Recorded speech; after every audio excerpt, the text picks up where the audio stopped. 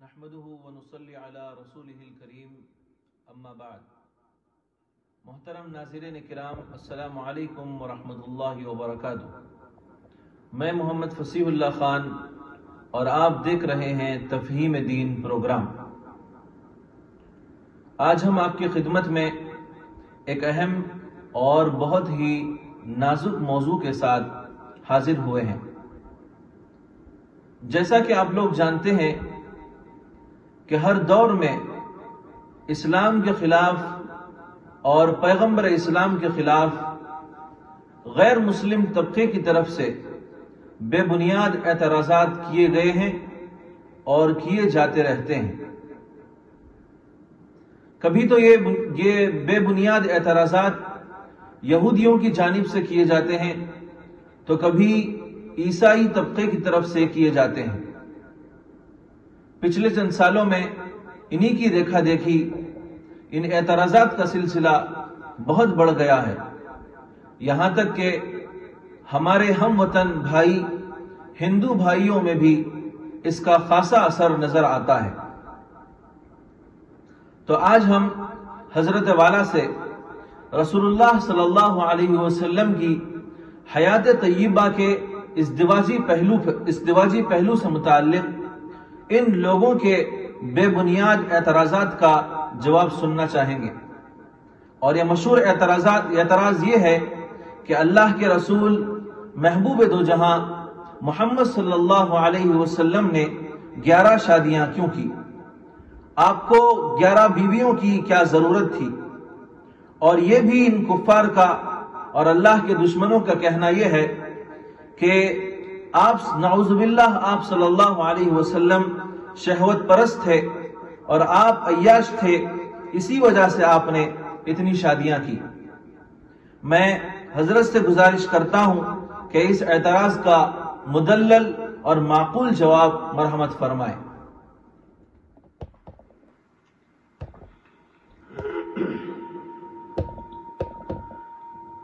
بسم اللہ الرحمن الرحیم.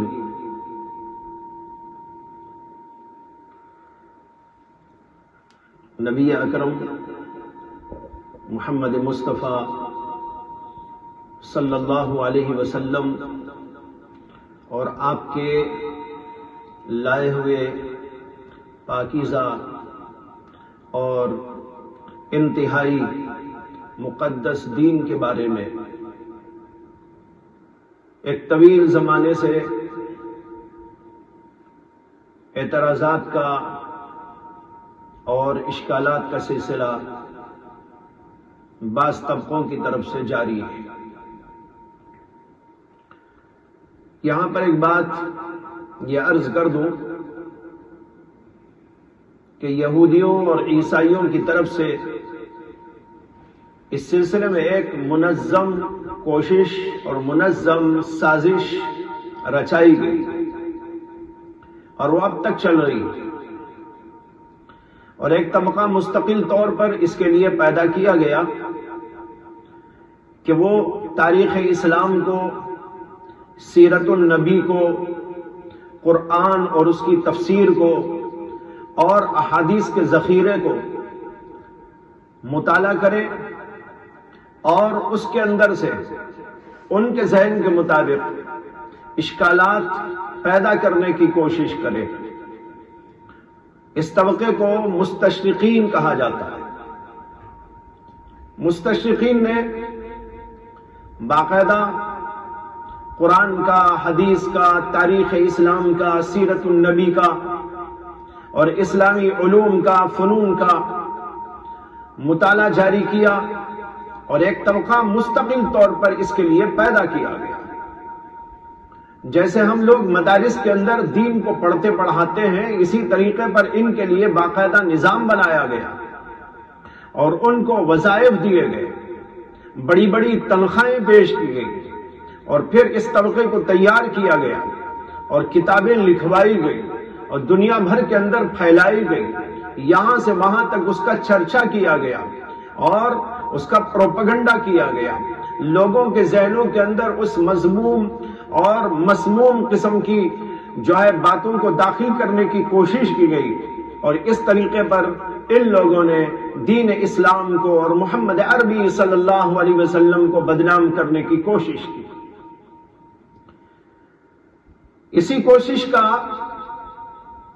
ایک حصہ یہ ہے کہ رسول اکرم صلی اللہ علیہ وسلم کی ازدواجی زندگی جو بڑی پاکیزہ ہے، مقدس ہے اور انتہائی مبارک ہے، ساری دنیائی انسانیت کے لیے اس کے اندر آداب ہیں، طریقہ کار ہے، اصول ہے، بہترین نمونہ ہے، اس زندگی کو ان لوگوں نے ہدف ملامت بنایا اور رسول اکرم صلی اللہ علیہ وسلم کی پاکیزہ زندگی کو عیبدار اور نعوذ باللہ بہت ہی زیادہ غلط اور انتہائی گھناؤنی قسم کے اعتراضات کر کے ناپاک بنانے کی کوشش کی۔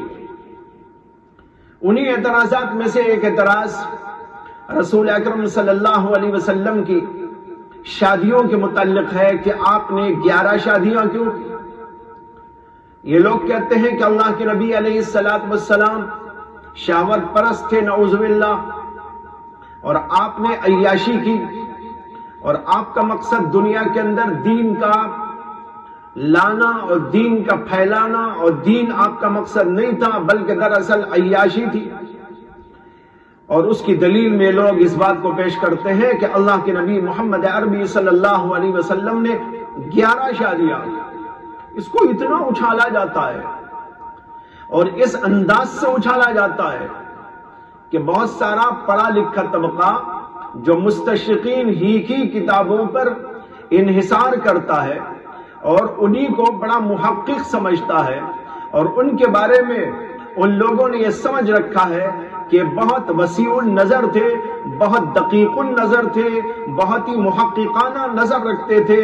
اس قسم کے لوگوں نے ان سے بہت ہی متاثر ہو کر نعوذ باللہ اللہ کے نبی علیہ السلام پر جو یقین ہونا چاہیے، جو اعتماد ہونا چاہیے، جو ایمان ہونا چاہیے، اس کے بارے میں ان کی ہاں کمی پیدا ہو گئی۔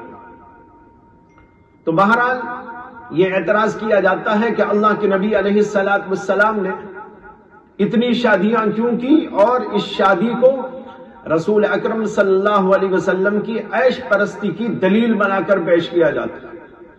لیکن یہاں پر قابل غور چند باتیں،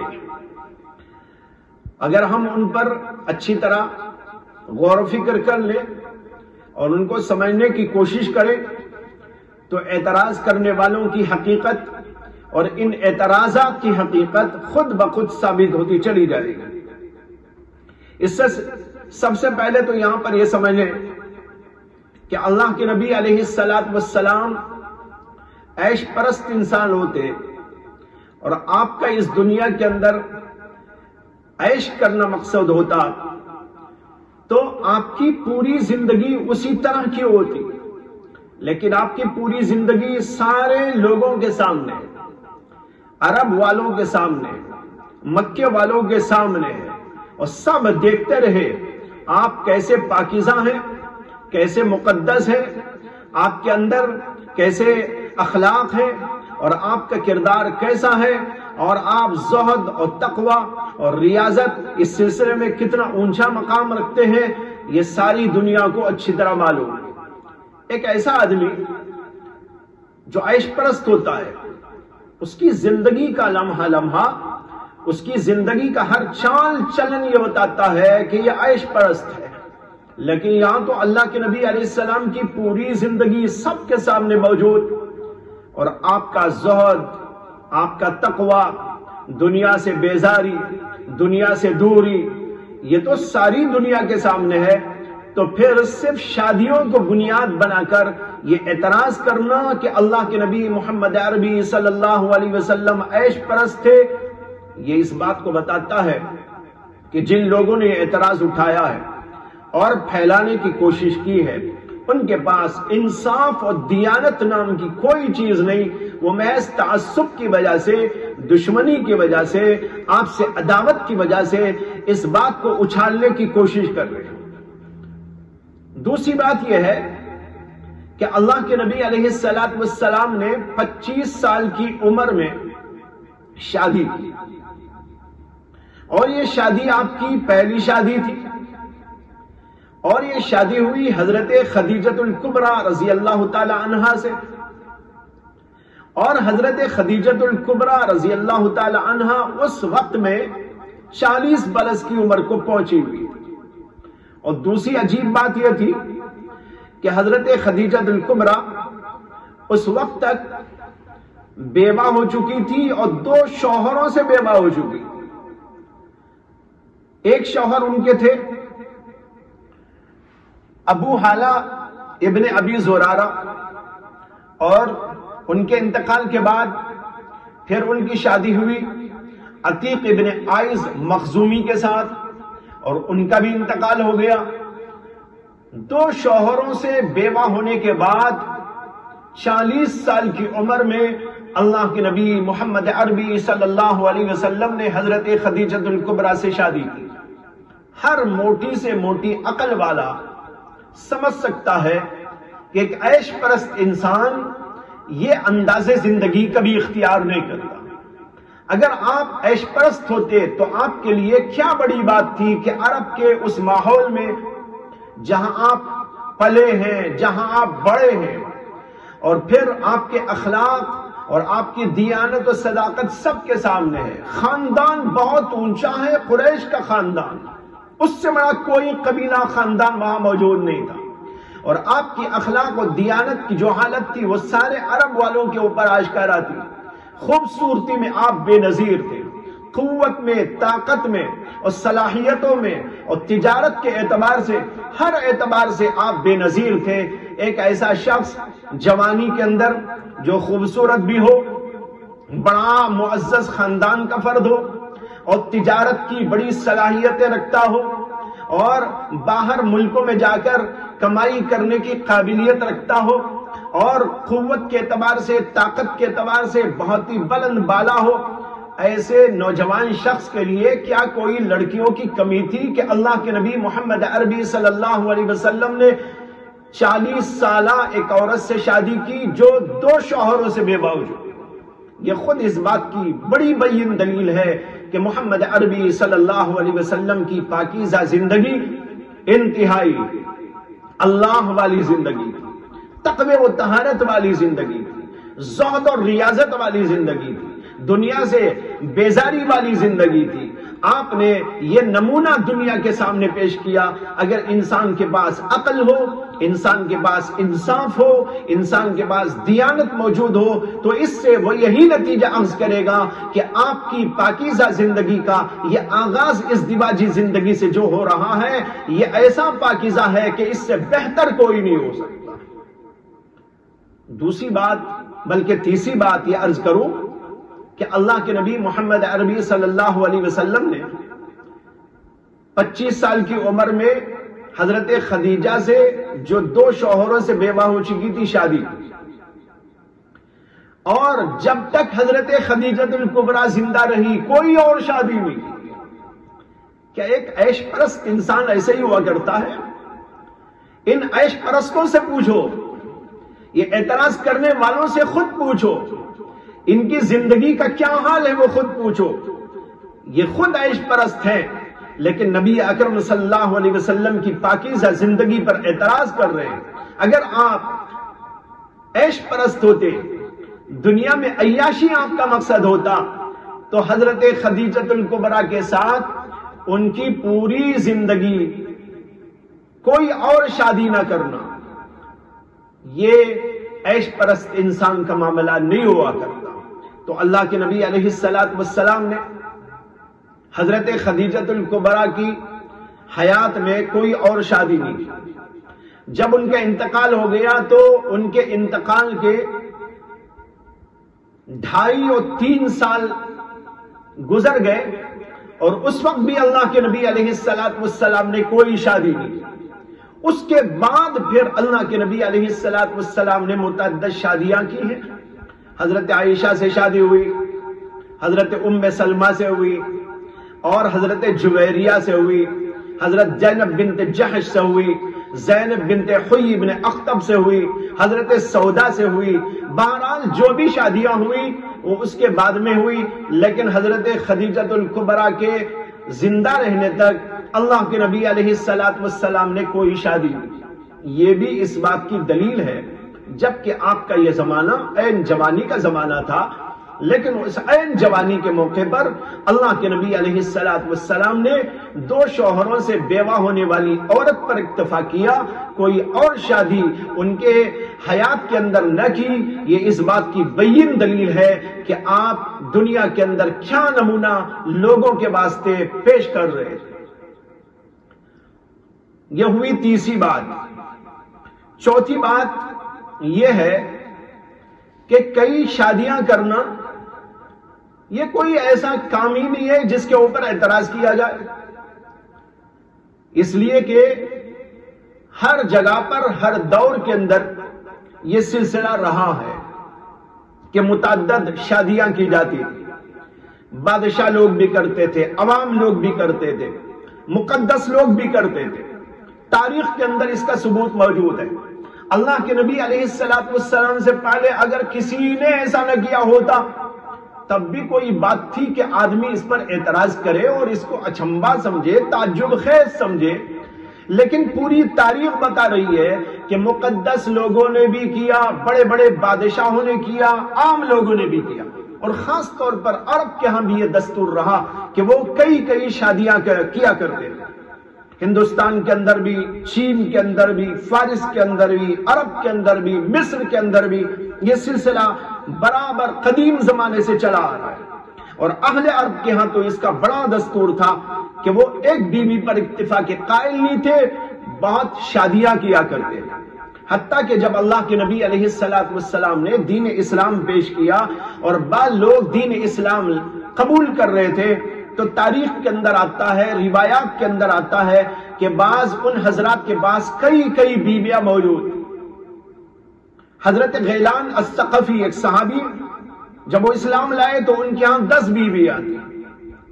اللہ کے نبی علیہ السلام نے 4 کو رکھ لینے اور باقی کو چھوڑ دینے کا حکم دیا. اسی طرح حضرت حارث بن قیس اسدی جب وہ اسلام لائے تو ان کے ہاں 8 بیویاں موجود تھیں. اللہ کے نبی علیہ السلام نے حکم دیا کہ 4 کو رکھ لو، باقی کو چھوڑ دو. اسی طرح حضرت صفوان بن امیہ وہ اسلام لائے تو ان کے پاس بھی 8 بیویاں موجود تھیں. نوفل بن معاویہ وہ اسلام لائے، وہ خود کہتے ہیں کہ میرے پاس 5 بیویاں تھی اور اس کے بعد میں نے 1 کو چھوڑ دیا، 4 کو رکھ لیا. یہ سب واقعات ہیں. یہ بتا رہے ہیں کہ اس دور کے اندر یہ سلسلہ چل رہا تھا، عوام کے اندر بھی یہ دستور تھا اور بادشاہوں کے ہاں بھی یہ دستور تھا. یہ کوئی ایسی بات ہی نہیں تھی جس کے اوپر کوئی تعجب ہوتا، جس کے اوپر کوئی اعتراض کیا جاتا. لیکن ان اعتراض کرنے والوں کے ذہن میں یہ تھا کہ ہم کو اعتراض کرنا ہے، کسی نہ کسی طور پر آپ کو بدنام کرنا ہے، اس لیے ان لوگوں نے یہ سب کچھ کیا ہے. اور اس کے علاوہ تاریخ بتاتی ہے کہ انبیاء اکرام علیہ السلام کے یہاں بھی اس کا رواج رہا. مثلا حضرت ابراہیم علیہ السلام کے بارے میں سب جانتے ہیں کہ 2 بیویاں تھیں، ایک حضرت سارہ تھی اور ایک حضرت حاجرہ تھی. بائبل کے اندر بھی ان کا ذکر آیا ہے. ہاں البتہ بائبل نے یہ کہا ہے کہ سارہ بیوی تھی اور حاجرہ باندھی تھی، لیکن اسلامی روایات بتاتی ہیں کہ وہ دونوں بیویوں کی حیثیت سے تھی. اچھا، حضرت یعقوب علیہ السلام ان کے بارے میں بائبل کے اندر جو سب سے پہلی کتاب ہے جس کا نام ہے پیدائش، اس کے اندر لکھا ہوا موجود ہے کہ حضرت یعقوب کی 2 بیویاں تھیں اور یہ بھی لکھا ہے کہ وہ 2 سگی بہنیں بھی تھیں. اسلام میں تو 2 سگی بہنوں کو ایک ساتھ نکاح کے اندر رکھنے کی اجازت نہیں. شاید ان کے زمانے میں اجازت ہوگی تو لکھا ہے کہ دو بہنیں تھی اور وہ دونوں ان کے نکاح میں تھی، ایک کا نام لیا تھا اور دوسری کا نام راحیل تھا۔ اور مزید اس کے اندر یہ بھی لکھا ہوا ہے کہ ایک بیوی حضرت لیا، ان کے پاس ایک باندھی تھی، انہوں نے اس باندھی کو اپنے شوہر حضرت یعقوب کو دے دیا کہ آپ اس سے نکاح کر لیں۔ اور راحیل جو دوسری بیوی تھی، ان کے پاس بھی ایک باندھی تھی، اس کا نام تھا زلفا، اور حضرت راحیل نے وہ بیوی راحیل نے اپنی اس باندھی کو حضرت یعقوب کو دے دیا تھا کہ آپ اس سے شادی کریں۔ تو اس کا مطلب تو صاف یہ ہوا کہ ان کی 4 بیویاں تھیں، ایک کا نام جو ہے راحیل تھا اور ایک کا نام لیا تھا، اور پھر ان دو کی جو باندیاں تھیں وہ بھی ان کو دے دی گئی اور ان سے انہوں نے شادی کر لی۔ یہ صاف وضاحت موجود ہے بائبل کے اندر، جو توریت کے نام سے اس کے اندر کتاب ہے، اس کی پہلی کتاب پیدائش کے اندر یہ بات صاف طور پر لکھی ہوئی موجود۔ اسی طریقے پر حضرت سلیمان علیہ السلام، ان کے بارے میں بائبل کے اندر موجود ہے، بائبل کی گواہی ہے کہ ان کی 700 بیویاں تھیں۔ یہاں اعتراض ہو رہا ہے 11 بیویوں پر، اور حضرت سلیمان علیہ السلام کے بارے میں لکھا ہے بائبل کے اندر، آج کی بائبل کے اندر، اور صاف لکھا ہوا موجود ہے کہ ان کی 700 بیویاں تھیں، اور 700 بیویوں کے علاوہ 300 باندیاں بھی تھیں۔ کتاب سلاطین بائبل کی کتابوں میں سے ایک کتاب ہے، اس کے اندر یہ وضاحت موجود ہے۔ سلاطین کے 2 حصے ہیں، سلاطین اول، سلاطین دوم۔ سلاطین اول کے اندر 11ویں باب کے اندر یہ وضاحت موجود ہے کہ حضرت سیدنا سلیمان علیہ السلام کی ہاں 700 بیویاں اور 300 باندیاں موجود تھیں۔ اسی طرح ان کے والد محترم حضرت سیدنا داؤد علیہ السلام کے بارے میں بائبل کی کتاب سموئیل دوم سے معلوم ہوتا ہے کہ ان کی بھی بہت ساری بیویاں۔ اب دیکھ لیجئے مقدس ہستیاں ہیں، حضرت ابراہیم، حضرت یعقوب، حضرت سلیمان، حضرت داؤد، یہ سب کئی شادیاں، اور اتنی شادیاں دیکھیے حضرت سلیمان کی کہ جو ہے 700 شادیاں بتائی گئی۔ ان کتابوں کو یہ لوگ مقدس سمجھتے ہیں جن کا حوالہ میں نے دیا ہے، اور ان کتابوں کے بارے میں ان لوگوں کا کہنا یہ ہے کہ کتابیں اللہ کی طرف سے ہیں۔ جب اللہ کی طرف سے آئی ہوئی ان کتابوں میں آپ کے اعتبار سے لکھا ہوا موجود ہے تو یہ قابل اعتراض کیسے ہو سکتا ہے؟ اگر محمد عربی صلی اللہ علیہ وسلم نے 11 شادیاں کی تو اس پر آپ کو اعتراض ہے، اس پر آپ کو جو ہے چڑ ہے، اور پھر اس کا پروپیگنڈا کر کے آپ کو بدنام کرنے کی آپ لوگ کوششیں کرتے ہیں۔ تو ہمارا سوال ان لوگوں سے یہ ہے کہ پھر ان پیغمبروں کے بارے میں آپ کیا کہتے ہیں؟ سوال میں یہ بھی آئی تھی بات کہ بہت سے ہندو بھائی بھی یہود اور نصارہ کی وجہ سے اور ان کے پروپیگنڈے کی وجہ سے متاثر ہو کر وہ بھی اللہ کے نبی علیہ السلام کو نشان ملامت بناتے ہیں، اور وہ بھی اس طرح کی باتوں کو دہراتے ہیں۔ یہاں پر میں آپ کو بتاؤں کہ ان کے ہاں بھی ان کی تاریخ بتاتی ہے، ان کی مذہبی کتابیں بتاتی ہیں، اور بڑی مقدس کتابیں ان کی بتاتی ہیں کہ ان کے ہاں بھی اس کا رواج پہلے سے موجود ہے۔ میں 1-2 باتیں عرض کروں صرف۔ ایک تو یہ ہے کہ ان کے سرکردہ راجاؤں اور بادشاہوں کے اندر بنا کسی روک ٹوک اور بلا کسی نکیر کے یہ سلسلہ جاری تھا کہ وہ کئی شادیاں کرتے تھے۔ اسی طرح سری رام چندر جو ان کے بہت بڑے اوتار مانے جاتے ہیں، سب سے بڑے یہ ان کو خدا بھی کہتے ہیں، ان کے والد، ان کی 3 بیویاں تھیں۔ ایک کا نام تھا کوشلیا، اور ایک کا نام تھا سمترا، اور ایک کا نام تھا کیکی۔ ان تینوں سے اولاد ہوئی، اور کوشنیا کے بطن سے رام چندر جی پیدا ہوئے. دیکھیے ان کے والد کی 3 بیویوں کا ذکر آتا ہے. اس سے بھی مزیدار بات یہ ہے سری کرشن جی جن کو لوگ بہت ہی مقدس سمجھتے ہیں, بہت بڑی طاقت والا سمجھتے ہیں, ان کے بارے میں لکھا ہے کہ ان کی 18 بیویاں تھیں. اور اس سے بھی زیادہ عجیب بات اور اس سے بھی زیادہ مزیدار بات یہ ہے کہ بھگوت پران, ان کی جو بڑی مقدس کتاب ہے بھگوت پران, اس کے اندر لکھا ہوا ہے کہ شری کرشن جی کی 16,000 بیویاں تھیں.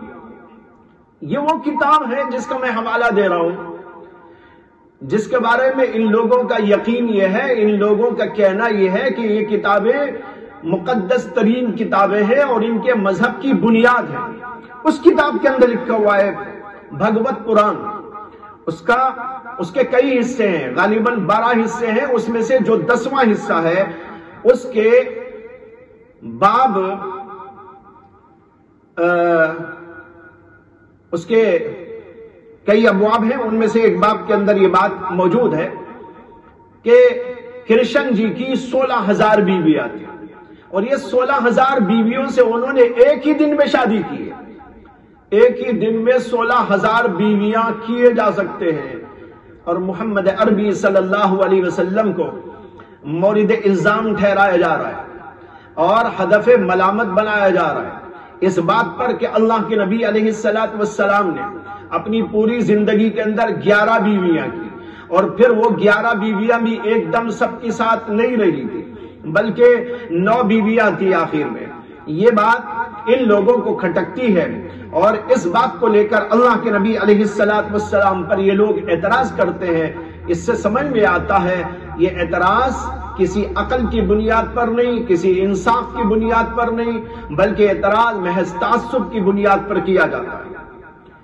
اس سے صرف ایک بات اور سمجھ لینا ہے, وہ یہ ہے کہ اللہ کے نبی علیہ السلام نے جو شادیاں کی اس کا مقصد کوئی عیش پرستی نہیں تھی, عیش کوشی نہیں تھی, بلکہ اس کے پیچھے بڑے اہم ترین مقاصد تھے.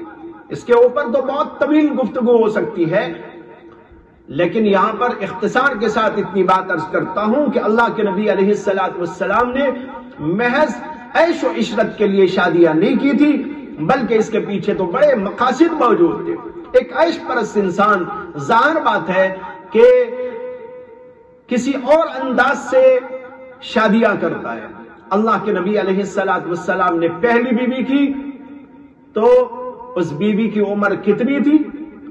40 سال, اور ان کے انتقال تک تقریباً 55 برس اللہ کے نبی کی عمر ہونے تک اللہ کے نبی نے کسی اور سے شادی کی. اس کے بعد جو متعدد شادیاں کی ان میں سے بھی کنواری صرف حضرت عائشہ صدیقہ تھی, اور باقی جتنی اور بیویاں تھی وہ بھی سب کے سب عمر رسیدہ تھیں اور مختلف مقاصد کے تحت میں اللہ کے نبی علیہ السلام نے وہ شادیاں کی تھی. ایک مقصد تھا دین کی تبلیغ و اشاعت, اس لیے کہ ہم جانتے ہیں دین کے بہت سے حصے ایسے ہوتے ہیں کہ وہ کھلے عام نہیں بیان کیے جا سکتے. عورتوں کے بہت سارے مسائل شرم و حیا کے مسائل ہوتے ہیں. ان مسائل کو پیش کرنے کے لیے کوئی ایسا چاہیے جو قریبی ہو اور بے تکلف ہو, اور وہ بیوی سے سوا کوئی اور نہیں ہو سکتا. اللہ کے نبی علیہ السلام نے ایسی باتوں کو پہنچانے کے لیے امت کے خواتین والے طبقے تک اللہ کے نبی علیہ السلام نے کئی شادیاں کی. دوسری وجہ یہ تھی کہ بعض شادیوں کا مقصد سیاسی اعتبار سے لوگوں سے ہمواری اور بعض قبیلوں اور خاندانوں سے تعلق کو بڑھانا اور پیار و محبت کا پیغام پیش کرنا, یہ مقصد تھا جس کے لیے اللہ کے نبی علیہ السلام نے بعض شادیاں کی. تو بہرحال مقصد یہ ہے کہ اللہ کے نبی علیہ السلام پر جو لوگ یہ اعتراض کرتے ہیں وہ عقل سے بالکل کوئی واسطہ و تعلق رکھنے والے لوگ نہیں ہیں, نہ ان کی بات کے اندر کوئی عقل ہے, کوئی دیانت ہے, بلکہ محض تعصب کی بنیاد پر کیے جاتے ہیں. میں نے پوری تفصیل کے ساتھ ان کے اعتراضات کا جواب آپ کے سامنے رکھ دیا ہے. انشاءاللہ امید ہے کہ ان جوابات سے سننے والوں کو تسلی ہوگی۔ میں نے کچھ جوابات وہ دیے ہیں جو جوابات حقیقی جوابات ہیں، اور کچھ جوابات وہ ہیں جو الزامی طریقے پر ہیں، یعنی ان لوگوں کی کتابوں کے حوالے سے جس سے ان کو یہ سمجھ میں آئے گا کہ ہمارے ہاں بھی ایسا سب کچھ موجود ہے، تو یہ کوئی اعتراض کی بات نہیں ہے۔ مفتی صاحب، یہاں ایک سوال اور بھی پیدا ہوتا ہے اور غیر مسلم طبقے کی جانب سے کیا جاتا ہے کہ آپ صلی اللہ علیہ وسلم کی ازدواجی زندگی سے متعلق ایک اور بے بنیاد اعتراض ان لوگوں کی جانب سے یہ بھی کیا گیا ہے کہ آپ صلی اللہ علیہ وسلم نے امی عائشہ صدیقہ رضی اللہ تعالی عنہا سے 7 سال کی 9 عمری میں شادی کی، جبکہ اس وقت آپ صلی اللہ علیہ وسلم کی عمر 55 سال سے زائد ہو چکی تھی۔ اس واقعے کو بھی آپ صلی اللہ علیہ وسلم کی پاکیزہ زندگی کو داغدار بنانے کی کوشش کے لیے استعمال کرتے ہیں۔ میں آپ سے گزارش کرتا ہوں کہ اس اعتراض پر بھی آپ روشنی ڈالیں۔ جی ہاں، نبی اکرم صلی اللہ علیہ وسلم پر جو اعتراضات کیے جاتے ہیں ان میں ایک اعتراض یہ بھی ہے کہ آپ نے حضرت عائشہ صدیقہ رضی اللہ تعالی عنہا سے 9 عمری میں شادی کی۔ حضرت عائشہ صدیقہ کی عمر اس وقت میں ایک روایت کے مطابق 6 برس کی تھی اور ایک روایت کے مطابق 7 برس کی تھی، اور پھر ان کی رخصتی اس وقت میں ہی جب ان کی عمر 9 یا 10 برس کی تھی۔ بخاری میں اور اسی طرح دیگر کتب احادیث میں یہ روایت موجود ہے، اور اس کو بنیاد بنا کر نبی اکرم صلی اللہ علیہ وسلم کی پاکیزہ زندگی پر اعتراض کیا جاتا ہے اور اس کو داغدار بنانے کی کوشش کی جاتی ہے۔ لیکن یہ اعتراض بھی اسی طرح کا اعتراض ہے جیسے ابھی میں نے بتایا کہ کئی شادیوں پر اعتراض کیا، لیکن اس کے اندر بھی نہ عقل برتی گئی، نہ حقیقت پسندی سے کام لیا گیا، بلکہ تعصب سے کام لیا گیا۔ اسی طریقے پر اس سلسلے میں بھی اللہ کے نبی علیہ السلام پر جو اعتراض کیا گیا ہے وہ بھی نہ عقل کی بنیاد پر ہے، نہ کسی حقیقت پسندی کے پس منظر میں، بلکہ تعصب اور عداوت اور دشمنی، اس کی وجہ سے اللہ کے نبی علیہ السلام پر یہ اعتراض کیا جاتا ہے۔ یہاں کئی پہلو سے میں اس اعتراض کے جواب کے لیے روشنی ڈالنا چاہتا ہوں، سے انشاءاللہ اس اعتراض کا معقول جواب لوگوں کے سامنے آئے گا۔ سب سے پہلی بات تو یہ ہے کہ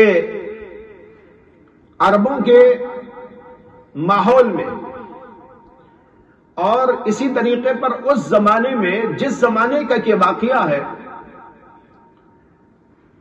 کم عمر لڑکیوں سے شادی کرنا کوئی قابل اعتراض اور قابل نکیر بات نہیں سمجھی جاتی، بلکہ اس کا رواج موجود تھا۔ اور جب اس کا رواج موجود تھا اور عام طور پر یہ ہوا کرتا تھا، تو اللہ کے نبی علیہ السلام نے بھی اسی طرح کیا، اور یہ کوئی قابل اعتراض بات ہی نہ تھی۔ یہی وجہ ہے کہ اللہ کے نبی علیہ السلام کے دشمن وہاں موجود تھے، سخت ترین دشمن موجود تھے، اور آپ کو بدنام کرنے کی بڑی کوششیں، بڑی سازشیں کرتے تھے، لیکن اس کے باوجود کہیں تاریخ کے اندر نہیں آتا کہ کسی بھی مکے والے نے یا عرب والے نے اللہ کے نبی علیہ السلام کو اس اعتبار سے غلط قرار دیا ہو اور آپ کے اس فعل کو معیوب اور قابل نکیر کہا ہو۔ پوری تاریخ کے اندر ایسا موجود، ورنہ تو وہاں پر ابو جہل، ابو لہب، امیہ بن خلف اور بہت سارے دشمن جو ہر وقت اللہ کے نبی علیہ السلام کو بدنام کرنے کی اور آپ کو معیوب قرار دینے کی کوششوں میں لگے رہتے تھے، کیا ان کا منہ بند رہتا؟ معلوم ہوا کہ وہاں کا ماحول تھا، وہاں کا عرف تھا، وہاں کا رواج تھا، اور اسی لیے کسی نے اس کے اوپر کوئی اعتراض نہیں اٹھایا۔ اور اس کی دلیل میں دیتا ہوں کہ حضرت عائشہ صدیقہ رضی اللہ تعالی عنہا ہی سے اسی زمانے میں، جس زمانے میں کہ اللہ کے نبی علیہ السلام نے ان کو پیغام دیا تھا، اللہ کے نبی سے بھی پہلے ایک پیغام ان کو پہنچایا گیا تھا، ان کو شادی کا پیغام دیا گیا تھا۔ تاریخ کے اندر روایت موجود ہے، مطعم بن عدی کے بیٹے جبیر بن مطعم کے لیے ان کے والد نے حضرت ابو بکر صدیق رضی اللہ تعالی عنہ سے پوچھا تھا کہ وہ ان کی لڑکی کا نکاح ان کے بیٹے سے کر دے، جبیر بن مطعم سے۔ حضرت ابو بکر صدیق نے کہا کہ میں اس پر غور کروں گا۔ اب یہاں پر تھوڑی دیر کے لیے سوچے کہ اس زمانے میں اگر یہ بات معلوم ہوتی یا لوگ اس کو غلط سمجھتے تو ابو بکر صدیق اس کو ٹھکرا دیتے اور کہتے کہ بھائی میری بیٹی اتنی چھوٹی، میں کیسے شادی کر سکتا ہوں؟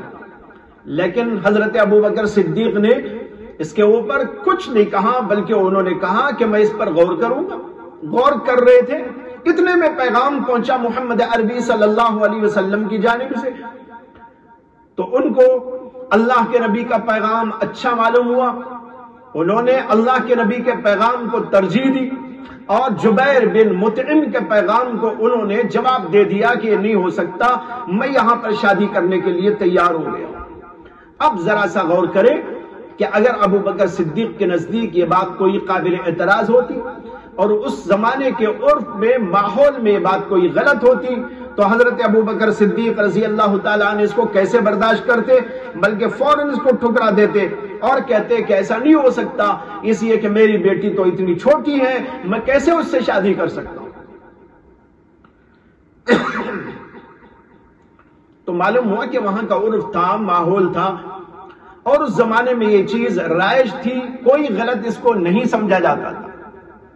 چنانچہ کئی واقعات موجود ہیں تاریخ کے اندر جس سے بات ثابت ہوتی ہے کہ وہاں پر چھوٹی بچیوں سے نکاح کا سلسلہ روا رکھا گیا تھا، اور اس کے اوپر کوئی بات قابل اعتراض نہیں سمجھی جاتی۔ چنانچہ تاریخ بتاتی ہے کہ حضرت ابو بکر صدیق اور حضرت عمر رضی اللہ تعالیٰ عنہ، یہ دونوں حضرات تو رسول اللہ صلی اللہ علیہ وسلم کی عمر کے لگ بھگ ہی عمر رکھتے تھے، تھوڑا سا فرق تھا، لیکن اس کے باوجود روایتوں میں آتا ہے کہ حضرت فاطمہ الزہرا کے لیے ان دونوں حضرات نے کوشش کی، اللہ کے نبی علیہ السلام تک پیغام پہنچایا تھا۔ یہ الگ بات ہے کہ کسی اور وجہ سے اللہ کے نبی علیہ السلام نے اس کو منظور نہیں کیا، اور بعد میں حضرت علی کرم اللہ تعالی وجہ سے ان کی شادی ہوئی۔ لیکن یہاں بتانا یہ ہے کہ یہ عرف کے خلاف نہیں تھا، غلط نہیں سمجھا جاتا تھا، اسی لیے اللہ کے نبی علیہ السلام کی خدمت میں حضرت ابو بکر صدیق نے اور پھر اس کے بعد حضرت عمر بن خطاب رضی اللہ تعالی عنہ نے، دونوں حضرات نے یکے بعد دیگرے حضرت فاطمہ الزہرا کے لیے پیغام پیش کیا۔ اچھا، اس کے بعد تاریخ ہم کو بتاتی ہے کہ حضرت عمر رضی اللہ تعالیٰ عنہ نے اپنی پیرانہ سالی میں حضرت علی کرم اللہ تعالی وجہ کی بیٹی سے شادی کی۔ معلوم ہوا کہ کوئی ایسی بات نہیں سمجھی جاتی۔ اسی طرح حضرت معاویہ نے اپنی بیٹی کا نکاح 9 سال کی عمر میں عبداللہ بن عامر سے کیا، یہ بھی تاریخ کے اندر موجود ہے۔ حضرت ہشام بن عروہ نے فاطمہ بنت منذر سے نکاح کیا، جبکہ فاطمہ بنت منذر کی عمر صرف 9 برس کی تھی، یہ بھی تاریخ کے اندر موجود ہے۔ یہ معلوم ہو رہا ہے کہ وہاں کا عرف تھا، وہاں کی عادت تھی، اور اس کے اندر کوئی عیب کی بات نہیں سمجھی جاتی تھی۔ اگر اللہ کے نبی علیہ السلام نے اسی کے مطابق وہاں پر کیا ہے تو یہ کوئی قابل اعتراض بات نہیں۔ ایک اور بات، ایک اور پہلو سے یہاں پر قابل غور یہ ہے کہ بعض علاقے گرم ہوتے ہیں، بعض علاقے ٹھنڈے ہوتے ہیں۔ گرم علاقوں میں لڑکیاں جلدی سے بالغ ہو جاتی ہیں، یہ تاریخ بتاتی ہے اور سائنس بھی بتاتی ہے۔ اسی لیے امام بخاری رحمت اللہ علیہ نے ذکر کیا ہے کہ ایک عورت ایسی پائی گئی جس کی عمر صرف 21 برس کی تھی اور وہ دادی ہو چکی۔ 21 برس کی عمر میں دادی ہو گئی۔ کیسا ہو گئی ذرا سوچ کے دیکھیے۔ معلوم ہوا کہ جلدی سے بلوغ ہوتا تھا، جلدی سے شادی ہوتی تھی، اور پھر اس کے بعد بچہ ہوتا تھا، اور پھر اس کی عمر جب ہوتی تھی تو جلدی سے اس کی شادی ہو جاتی تھی۔ اس طریقے پر 21 سال کی عمر کی عورت دادی ہو گئی۔ امام شافعی رحمت اللہ علیہ نے بھی اسی طرح کا واقعہ ذکر کیا ہے، یہ تاریخ کے اندر موجود ہے۔ امام بخاری کا میں نے حوالہ دیا، اور امام بخاری کے علاوہ اس کے شارحین جیسے امام ابن حجر اسقلانی، انہوں نے اس بات کو لکھا ہے کہ ایسے واقعات پائے گئے۔ معلوم ہوا کہ بعض علاقوں کے اندر لڑکیاں جلدی سے بالغ ہوتی ہیں، عرب کے ہاں بھی ایسے ہی تھا، جلدی بلوغ کا زمانہ آتا تھا، اس لیے وہاں پر جلدی سے شادی بلوغ کے بعد کر دی جائے تو اس کے اندر کوئی حرج نہیں سمجھا جاتا تھا۔ یہاں پر ایک نقطے کی بات یہ ہے کہ اللہ کے نبی علیہ السلام نے حضرت عائشہ سے نکاح تو کیا 6 یا 7 برس کی عمر میں، لیکن نبی اکرم صلی اللہ علیہ وسلم سے ان کی جو ملاقات اور رخصتی ہوئی ہے وہ ان کی 9 اور 10 برس کی عمر میں ہوئی ہے۔ اس سے معلوم ہوا کہ 6 برس کی عمر میں اللہ کے نبی علیہ السلام نے شادی کرتے ہی ان سے جنسی تعلقات کو قائم نہیں کیا تھا، میاں بیوی والے تعلقات کو قائم نہیں کیا تھا، بلکہ اس کے 3 سال کے بعد یہ واقعہ پیش آیا ہے۔ یہ اسی لیے کہ ان کو اس عمر تک رہنے دیا اللہ کے نبی علیہ السلام نے جس میں کہ وہ بالغ ہو جائے۔ ایک اور بات یہاں عرض کروں کہ ہر دور میں اور ہر طبقے میں، ہر علاقے میں شادی کی عمر کے سلسلے میں مختلف رجحانات اور مختلف انداز رہے، اور اسی اعتبار سے قانون بھی الگ الگ قسم کے ملتے۔ تاریخ بتاتی ہے کہ بہت پہلے زمانے کے اندر بہت ہی بچپن میں شادی ہو جایا کرتی، چنانچہ ایسے بہت سارے قوانین، بہت سارے رسومات، بہت سارے الگ الگ انداز کے طریقے لوگوں کے اندر جو پائے جاتے ہیں، تاریخ کے اندر اس کا ذکر ملتا ہے۔ اور اسی لیے یہ بھی ملتا ہے کہ بہت سے علاقوں کی حکومتوں نے اپنے اپنے زمانے میں الگ الگ قوانین اس کے لیے مرتب کیے۔ ویکیپیڈیا میں یہ لکھا ہوا ہے کہ کیلیفورنیا میں جنسی تعلق کے قائم کرنے کی جواز کی عمر کئی مرحلوں میں تبدیل ہوتی رہی ہے۔ ایک زمانہ وہ تھا کہ 1800 میں وہاں پر جو شادی کی عمر مقرر کی گئی تھی قانونی طور پر وہ 10 سال تھی۔ دیکھو 10 سال کی عمر میں انہوں نے قانون مقرر کیا کہ 10 سال کی عمر میں شادی ہو سکتی، اور اللہ کے نبی علیہ السلام نے اگر حضرت عائشہ صدیقہ سے 10 سال کی عمر ہی کے اندر جنسی تعلق کو قائم کیا تو پھر اس کے اندر اعتراض کی کیا بات ہے؟ قانون مقرر ہوا کیلیفورنیا میں کہ یہ عمر 10 برس کی ہو۔ ہاں پھر اس کے بعد انہوں نے آگے تبدیلی کی اور پھر عمر کو بڑھا کر 14 سال کر دیا، اور پھر اس کے کئی سالوں کے بعد یہ عمر بڑھ کر 16 برس کر دی گئی، اور پھر 1913 میں جا کر پھر انہوں نے قانون کو بدلا اور یہ عمر 18 سال کر دی گئی۔ یہ سب ویکیپیڈیا کے اندر لکھا ہوا موجود ہے۔ اور ویکیپیڈیا کے ایک مضمون میں جس کا عنوان ہے the age of consent, the age of consent، اس کے اندر لکھا ہے کہ گراٹین جو یورو کا ایک بہت بڑا معروف قانون داں اور بڑا مصنف ہے، اس نے بات تسلیم کی ہے کہ شادی کی عمر 12 برس ہو سکتی ہے۔ دیکھو 12 برس کی عمر اس کے نظریے کے اندر بالکل درست۔ اسی کے اندر یہ بھی لکھا ہے کہ میری ہیتھوے اس کی جب شادی ہوئی ہے ولیم کے ساتھ تو ان کی عمر صرف 9 برس کی تھی۔ یہ پوری تاریخ میں آپ کو بتا رہا ہوں اور یہ پورے حوالے موجود ہیں۔ ان تاریخی حوالوں سے یہ بات ثابت ہوتی ہے کہ مختلف ادوار کے اندر اس قسم کے رواجات رہے ہیں اور اس کے اندر کوئی اشکال کی بات نہیں سمجھی جاتی۔ اسی کے اندر یہ بھی لکھا ہے کہ 16ویں صدی عیسوی میں اٹلی اور جرمن کے بعض علاقوں میں لڑکی کے لیے جنسی تعلق کی عمر 12 برس مقرر کی گئی۔ اس کے بعد دیگر یورپی ممالک میں اس طرح کے قوانین کو اختیار کیا جانے لگا اور سب سے پہلے فرانس کا قانون جو 1790 میں بنایا گیا، اس میں یہ عمر 11 سال مقرر ہوئی، یعنی 11 سال کی عمر میں شادی ہو سکتی ہے۔ اگر اللہ کے نبی 10 سال میں تعلق قائم کریں تو اعتراض کی کیا بات ہے؟ یہ سارے قوانین اور اصول ضوابط ہر اعتبار سے الگ الگ زمانے میں اپنے اپنے مزاجوں، طریقوں اور عرف و عادت کے مطابق بیان کیے گئے، مقرر کیے گئے، رکھے گئے۔ یہ سب کوئی قابل اعتراض چیز ہی نہیں۔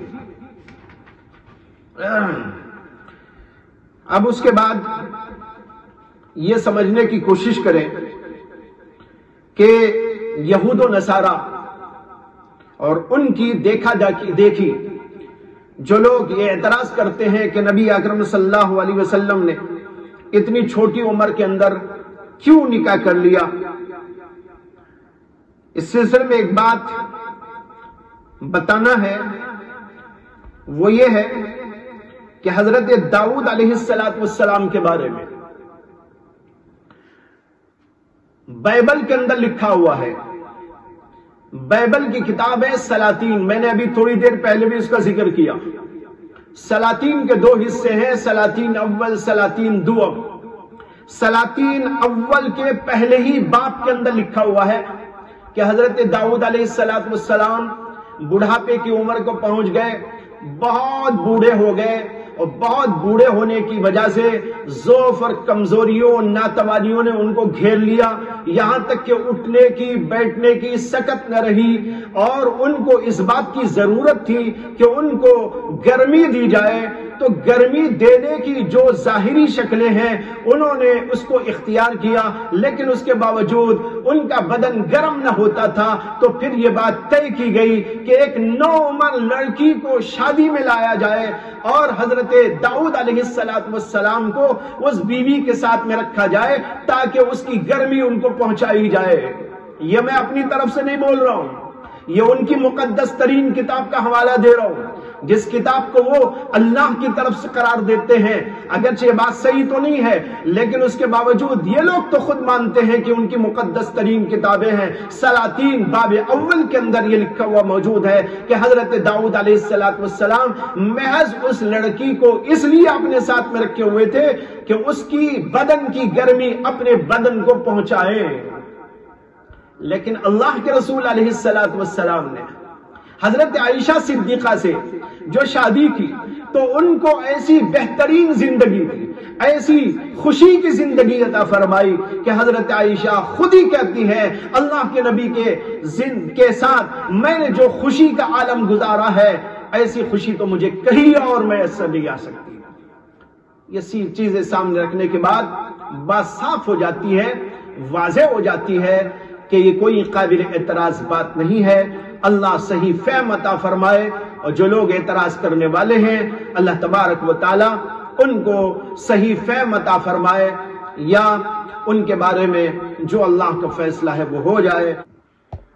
محترم ناظرین کرام، یہ پروگرام آج یہیں اختتام پذیر ہوتا ہے، اور میں دعا گو ہوں کہ اللہ تعالی ہمارے دلوں سے ان اعتراضات کو نکالے اور ہمیں ہدایت عطا فرمائے، اور جو جن حضرات کے ذہنوں میں بھی ایسے اشکالات اور اعتراضات ہیں حضرت کے اس کلام سے میں امید کرتا ہوں کہ وہ اعتراضات بھی ختم ہو چکے ہوں گے، اور اسی بات پر یہ پروگرام ختم ہوتا ہے۔ وآخر دعوانا الحمدللہ رب العالمین۔